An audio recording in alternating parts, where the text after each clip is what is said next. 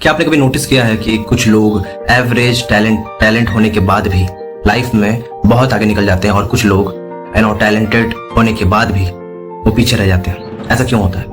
कि क्या दुनिया सिर्फ मेहनत से चलती है या पावर भी उतनी ही इंपॉर्टेंट रखती है?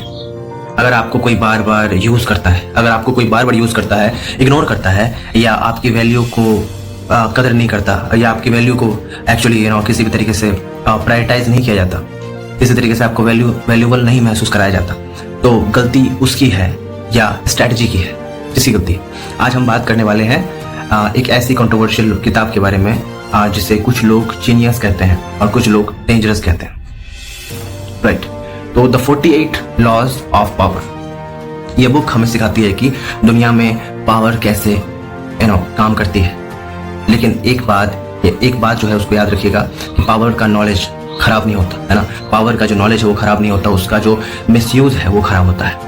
इसलिए आज हम इस बुक को सिर्फ मैनिपुलेशन के लिए नहीं बल्कि self protection, smart decision, making और बेटर लीडरशिप के पर्सपेक्टिव से समझेंगे।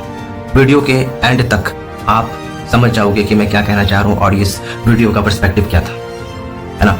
लोग कैसे मैनिपुलेट करते हैं, रिस्पेक्ट कैसे अर्न की जाती है, कब बोलना चाहिए और कब चुप रहना चाहिए, और सबसे इंपॉर्टेंट चीज पावरफुल होते हुए भी एक अच्छा इंसान कैसे बना जाता है।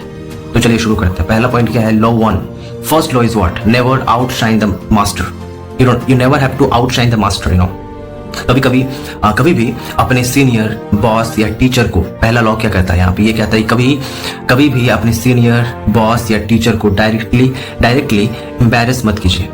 अगर आप उन्हें फील करा देंगे कि आप उनसे बेहतर हो या बेटर हो तो उनका ईगो हर्ट हो जाएगा। पहला लॉ ये कहता है ना। और हर्ट हुआ ईगो कभी कभी टैलेंट से भी ज्यादा डेंजरस होता है। जैसे कि ऑफिस में 2 एम्प्लॉयज थे, ठीक है। जैसे ऑफिस में 2 एम्प्लॉयज थे, एक अपनी सक्सेस का क्रेडिट टीम को देता है, दूसरा हर मीटिंग में बॉस को प्रूव करता है कि वो गलत है ना। गेस कीजिए कि प्रमोशन किसे मिलेगा? उनको मिलेगा जो रिस्पेक्ट दिए हैं, सिंपल सी बात है, उनको मिलेगा जो रिस्पेक्ट दिए हैं। लेकिन क्या इसका मतलब हम ये समझे कि चुप रहना गलत है? क्या इसका मतलब ये समझे कि चुप रहना गलत है? बिल्कुल नहीं। नेक्स्ट जो लॉ है वो इसी कंफ्यूजन को क्लियर करेगा कि रिस्पेक्ट देना वीकनेस नहीं है ना। रिस्पेक्ट देना वीकनेस नहीं है, लॉन्ग टर्म इंटेलिजेंट है ना। लॉन्ग टर्म इंटेलिजेंस है। रिस्पेक्ट देना वीकनेस नहीं होता, वो लॉन्ग टर्म इंटेलिजेंस होता है। लॉ 2 क्या है? कि never put too much trust in friends. हर दोस्त हर सिचुएशन में लॉयल नहीं होता। जितने भी दोस्त है ना, वो हर सिचुएशन में लॉयल नहीं होता। कभी कभी इमोशंस डिसीजंस को खराब कर देते हैं, राइट।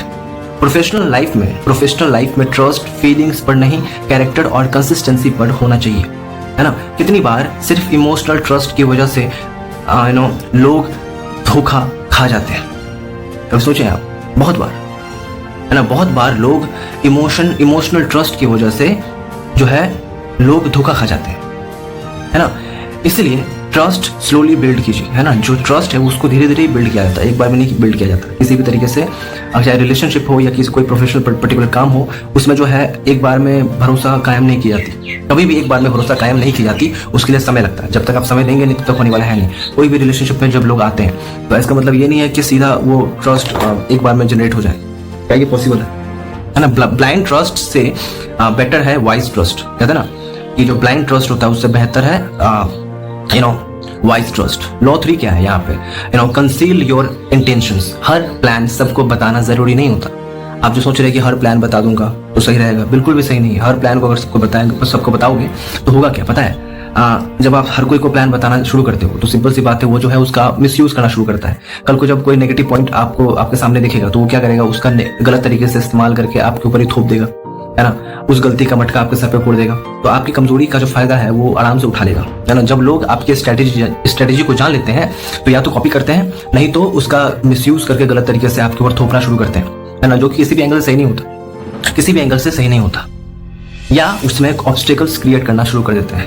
ऑब्स्टेकल्स तो पक्का क्रिएट करते ही हैं, लेकिन साथ साथ जो भी आपकी खामियां थी, जो भी आपकी वीकनेसेस थी, उस वीकनेसेस का बहुत गलत तरीके से इस्तेमाल करते हैं। वो उनको इस्तेमाल करना अच्छा आता है ना।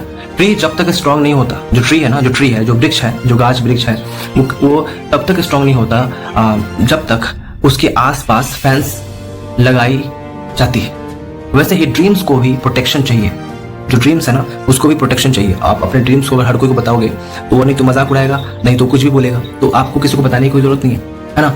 So less announcement and more execution, less announcement more execution, more implementation, है ना। कि कम लोगों को बताइए और ज्यादा काम कीजिए, क्योंकि ज्यादा काम करेंगे तो सिंपल सी बात है काम परफेक्शन के साथ दिखेगा। लेकिन अगर ज्यादा अनाउंसमेंट करेंगे और काम कम करेंगे तो सिंपल सी बात है लोग कल को जो है अपनी बात रख देंगे सामने पटक के, भाई तुम तो बोल रहे थे ये वो, कैसे अब तो हुआ ही नहीं, अब तो हो ही नहीं रहा, अब क्या मतलब है ना। तो वो गलत तरीके से कभी भी कुछ भी बोल सकते हैं। तो लॉ 4 क्या है? इसका लॉ जो लॉ है उसका लॉ 4 ये है कि always say less than necessary. जो इंसान कम बोलता है उसकी वैल्यू ज्यादा होती है। हर जगह जो ओपिनियन है वो देना मेच्योरिटी नहीं होती। हर जगह अपना ओपिनियन को रखना मेच्योरिटी नहीं होती। साइलेंस भी एक पावर है ना। क्या आपने नोटिस किया है कि सबसे पावरफुल लोग हर बात पर रिएक्ट नहीं करते? जो असल मायने में पावरफुल होते हैं ना वो हर बात पे रिएक्ट नहीं करते, हर बात पे रिएक्शन नहीं देते। अपने वैल्यूएबल टाइम को, हर चीज में अपने वैल्यूएबल टाइम को खत्म नहीं करते, है ना। इसी वजह से उनको वैल्यू मिलती है। द पॉइंट इज दिस, हर चीज में अगर आपका अटेंशन रहेगा, हर एक मुद्दे पे अगर आपका इंटेंशन रहेगा तो वो किसी भी एंगल से सही नहीं है, वो वैल्यूएबल कभी होगा ही नहीं, है ना। So think more, speak less, right. ज्यादा सोचोगे तो सिंपल सी बात है कुछ सुधार निकलेगा, लेकिन इतना भी मत सोचो कि ओवर थिंकिंग का पेशेंट बन जाओ। Think more, speak less, but don't over think, right. कहने का मतलब ये था हर चीज एक मॉडरेट तरीके से चलना चाहिए कि हम जितना बोल रहे हैं उतना काम कर रहे हैं। लेकिन ज्यादा काम कर रहे हैं तो इसका मतलब ये नहीं कि ज्यादा बोलना पड़ेगा, दुनिया को बताना पड़ेगा कि मैं इतना कर रहा हूँ, ये कर रहा हूँ, वो कर रहा हूँ, जरूरत नहीं है। लॉ 5 क्या है? Reputation is everything. लोग पहले आपकी कहने का मतलब क्या हुआ कि लोग जो है ना पहले आपको लोग पहले आपका इमेज देखते हैं, उसके बाद आपका टैलेंट देखते हैं। एक गलत हैबिट सालों की मेहनत खराब कर देती है ना। कहने का मतलब ये हुआ ना कि लोग पहले आपका इमेज देखते हैं। आपका इमेज क्या है ना। आप अगर बहुत अच्छा काम कर रहे हो तो सिंपल सी बात है वो अच्छा बात बोलेंगे, लेकिन गलती से अगर एक गलती हो जाए तो सिंपल सी बात है वो सारा का सारा जो अच्छा काम था उसके ऊपर वो मट्टी पलीत करने के लिए वो हमेशा खड़े हो जाते हैं, है ना। और नेगेटिवली आपके ऊपर जो है वो दावा कसना शुरू कर देते हैं, नेगेटिवली बोलना शुरू कर देते हैं, अपनी नेगेटिव पॉइंट को सामने पेश करना शुरू कर देते हैं। सो दैट्स सो इजी, कि एक इंसान अपना पूरा जिंदगी जो है रिस्पेक्ट बनाता है और कोई इंसान कोशिश करता है कि उस बनाए हुए रिस्पेक्ट पे हम जो है मटका फोड़े। तो that's so easy nowadays, but ये चीज आपको नहीं करना, है ना। लेट आना, प्रोमिसेस तोड़ना, झूठ बोलना, ये सब रेपुटेशन डिस्ट्रॉय करते हैं, राइट। मॉरल क्या है इसका मॉरल ये है, मॉरल एजुकेशन, कि कैरेक्टर ही असली ब्रांडिंग होती है। जो आपका कैरेक्टर है ना वो सबसे बड़ा ब्रांड आपका कैरेक्टर ही है। अगर आपका कैरेक्टर बढ़िया है तो सिंपल सी बात है वो इन फ्यूचर एक पर्टिकुलर ब्रांड की तरह दिखेगा। लॉ 6 क्या है कि court attention at all costs, court attention at all costs, right. अगर दुनिया आपको नोटिस ही नहीं कर रही तो टैलेंट का फायदा क्या है? आपकी आइडेंटिटी बनाए, आप अपनी किसी भी तरीके से आप अपनी आइडेंटिटी बनाए। किसी भी तरीके का मतलब ये नहीं था कि गलत तरीके से, कहने का मतलब ये कि पॉजिटिव तरीके से सही काम करते हुए अगर आप अपनी आइडेंटिटी, अपनी पहचान बनाते हैं और यूनिकनेस के साथ अगर सामने अगर आते हैं, है ना, अगर आप फेक नहीं बनते तो सिंपल सी बात है लोग आप पे भरोसा करेंगे, क्योंकि आप अपनी पहचान बनाए हैं। सिंपल सी बात, आपकी अपनी आइडेंटिफिकेशन है तो उस पर लोग भरोसा करेंगे, है ना। क्योंकि ये इंसान कम से कम हमारे लिए खड़ा तो होता है, लेकिन सिर्फ फेमस होना इनफ नहीं है, सिर्फ फेमस होना इनफ नहीं है, रिस्पेक्ट भी जरूरी है ना। लॉ 7 क्या है? Get orders to do the work, get orders to do the work. Leader सब कुछ खुद नहीं करता, लीडर राइट पीपल चूज करता है। मॉरल एथिक्स क्या है? That smart work plus team work equals to real power, smart work plus team work equals to real power. Law 8 क्या है? लॉ 8 है यहाँ पे, लॉ 8 क्या है यहाँ पे? 8 है make orders come to you, desperate मत बनिए, वैल्यू क्रिएट कीजिए। जब वैल्यू क्रिएट होगी लोग खुद आते हैं। आपको कुछ नहीं करना, आपको बस अपनी वैल्यू को क्रिएट करना। अपने वैल्यू, अब जो आप वैल्यूबल पॉइंट को सामने पेश करते हैं, जो प्रोडक्टिव पॉइंट को आप पेश करते हैं उसको सामने रखना बहुत जरूरी होता है। अपने आप लोग चल के आएंगे। गुड कंसिस्टेंट, गुड अच्छे तरीके से जो है आपको कंसिस्टेंटली अपना काम रखना है, अपना काम को पेश करना है, अच्छे कंटेंट को सामने पेश करना है, गुड स्किल्स को सामने पेश करना है, गुड एटीट्यूड को सामने पेश करना है। एक अच्छा नेचर बहुत जरूरी होता है। इन्हें एडवर्टाइज करने की किसी भी तरीके से काम पड़ती है ना। इन्हें हम किसी भी तरीके से प्रॉपर तरीके से कहने का मतलब कि इतना ज्यादा एडवर्टाइज करने की जरूरत नहीं है, लेकिन फिर भी करना पड़ता है ना, कि आपके अच्छे स्किल्स को, अपने अच्छे एटीट्यूड को, गुड कंटेंट को वो इन्हें एडवर्टाइज करने की जरूरत कम पड़ती। राइट, लेकिन कहीं ना कहीं थोड़ा बहुत करना पड़ता है, राइट, तभी तो वो वैल्यू मिलेगा। लॉ 9 क्या है कि win through actions, right, arguments rarely change people, है ना, arguments rarely change people, result change people, arguments rarely change people but result change people, you know, proof is louder than promises, proof is louder than promises. आप जो fake promises का सामने पेश करते हो, जो फेक प्रोमिसेस रखते हो, उससे अच्छा ये है कि आप उसको साबित करो, राइट। लॉ 10 क्या है, अवॉइड नेगेटिव पीपल, नेगेटिव लोग, जो नेगेटिव लोग एनर्जी खा जाते हैं, हर रोज कंप्लेन करने वाले लोग आपका कॉन्फिडेंस भी डिस्ट्रॉय कर देते हैं, राइट। आप किन 5 लोगों के साथ सबसे ज्यादा टाइम स्पेंड करते हैं, वही आपका फ्यूचर डिसाइड करेंगे, राइट। लॉ 11 क्या है कि मेक योर सेल्फ वैल्यूएबल, इतने यूजफुल बनिए कि लोग आपको लोग आपको लूज करने से डरे, और सबसे बड़ी चीज यूज करने से डरे। इतना ज्यादा आपको यूजफुल बनना पड़ेगा कि लोग आपको लूज करने से डरे कि मैं इसको अगर लूज कर दिया तो फिर शायद मैं कुछ सीख नहीं पाऊंगा, मैं कुछ जान नहीं पाऊंगा। स्किल्स ही रियल सिक्योरिटी है, जो स्किल्स होता है वही रियल सिक्योरिटी होती है, राइट। ओके, सो लॉ 12 क्या है यहाँ पे, लॉ 12 है ऑनेस्टी विथ विजडम। हर जगह सच बोलना इनफ नहीं है, हर जगह सच बोलना इनफ नहीं है, सच बोलने का टाइम, टोन और इंटेंशन भी इंपॉर्टेंट है, राइट। ओके, लॉ 13 क्या है, appeal to self respect, sorry appeal to self interest, you have to appeal to the self interest. लोग मोस्टली वही करते हैं जिसमें उनका बेनिफिट हो। कम्युनिकेशन में ये समझना बहुत जरूरी है ना, कम्युनिकेशन में ये समझना बहुत जरूरी है। लॉ 14 क्या है, ऑब्जर्व मोर, ऑब्जर्वेशन पावर आपको ज्यादा बढ़ाना पड़ेगा।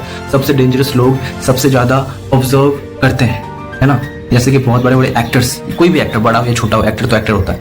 एक्टर्स का सबसे पहला लेसन क्या होता है, जो भी एक्टर्स जो भी अभिनेता है उनका सबसे पहला लेसन होता है ऑब्जर्व करना। जितना आप ऑब्जर्व करोगे, जितना ऑब्जर्वेशन स्किल आएंगी, उसके बाद जाके ही आप एक्टिंग कर पाओगे। उसी तरीके से हर एक चीज को ऑब्जर्व करना बहुत जरूरी है। जितना ज्यादा ऑब्जर्व करोगे उतना ज्यादा काम बढ़ेगा, है ना।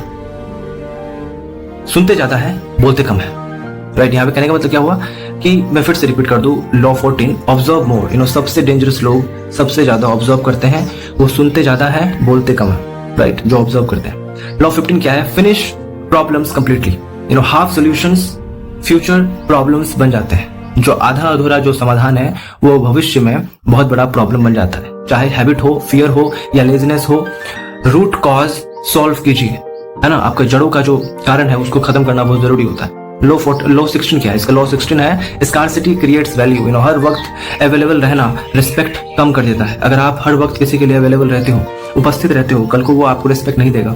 अपनी वैल्यू समझिए, हेल्दी बाउंड्रीज को बनाइए। ये बात सही भी है, मैं भी एक चीज नोटिस किया हूँ और बहुत कोई इस बात को नोटिस करेंगे कि अगर आप हर वक्त किसी के लिए अवेलेबल रहते हैं ना, उपस्थित रहते हैं, तो आपका वो रिस्पेक्ट धीरे धीरे खत्म हो जाता है। वो उतना रिस्पेक्ट नहीं देता जितना कि होना चाहिए, क्योंकि आप हर चीज में उसके लिए अवेलेबल हो और सामने वाला आपके लिए अवेलेबल भी नहीं है, राइट। और सामने वाला, सॉरी चिड़िया था, आपके लिए अवेलेबल ही नहीं है, राइट।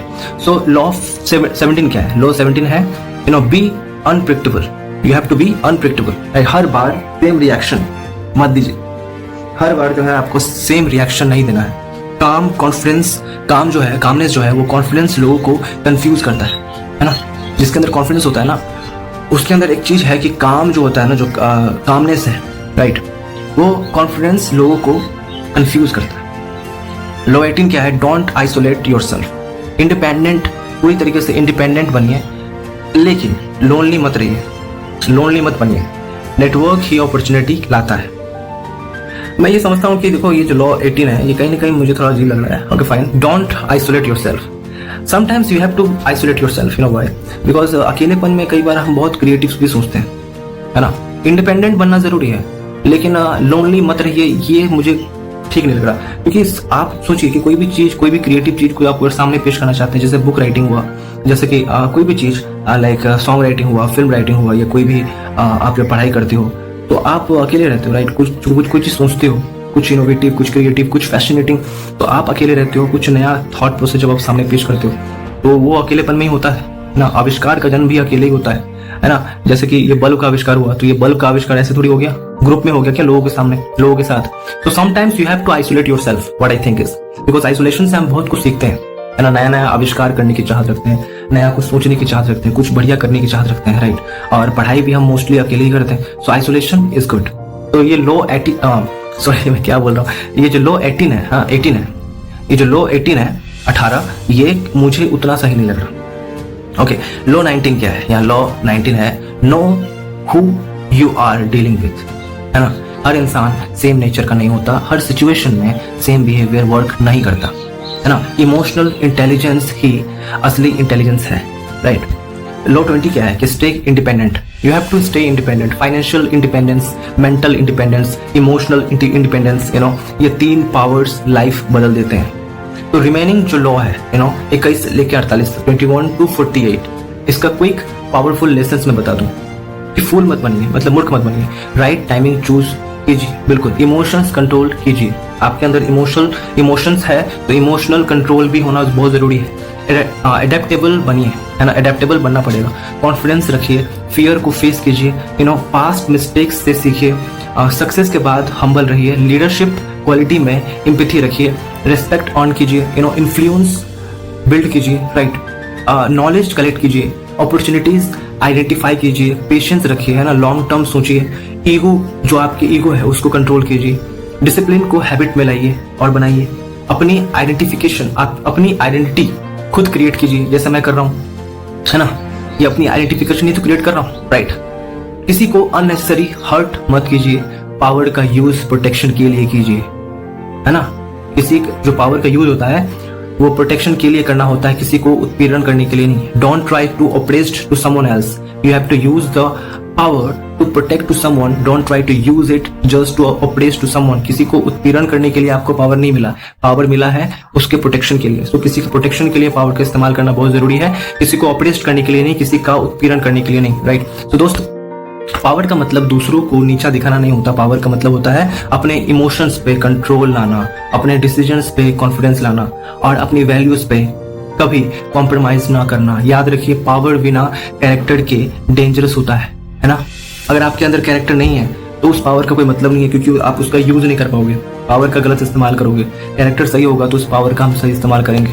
इसलिए कहते हैं ना, IAS हो, IPS हो, SDM हो, जो भी हो, उनके पास पावर होता है, लेकिन उसका अगर सही इस्तेमाल करे, बिना घूसखोरी किए, बिना चमचागिरी किए, बिना बटरिंग किए, बिना तलवा चाटे, अगर हम प्रॉपर तरीके से काम करें तो वो समाज के लिए सही होगा, है ना, वो समाज के लिए सही होगा अगर घुसखोरी ना हो तो, right. The point is that character बहुत इंपॉर्टेंट होता है। अगर आपके पास पावर है तो कैरेक्टर का होना सबसे ज्यादा इंपॉर्टेंट है। कैरेक्टर बिना कॉन्फिडेंस भी कमजोर दिखता है, अगर कैरेक्टर नहीं है तो कॉन्फिडेंस भी कमजोर दिखता है, इसलिए दोनों को बैलेंस करना बहुत जरूरी है। अगर आज से 1 साल के बाद आपका फ्यूचर वाला वर्जन आपसे मिलने आए, है ना, आपका जो आज का जो नेचर है, कहने का मतलब क्या, आपका फ्यूचर वाला जो वर्जन है आपसे मिलने आए, तो क्या वो आप पर प्राउड होगा या नहीं? तुम्हारे पास नॉलेज थी लेकिन तुमने एक्शन ही नहीं लिया। डिसीजन आज भी आपके हाथ में है।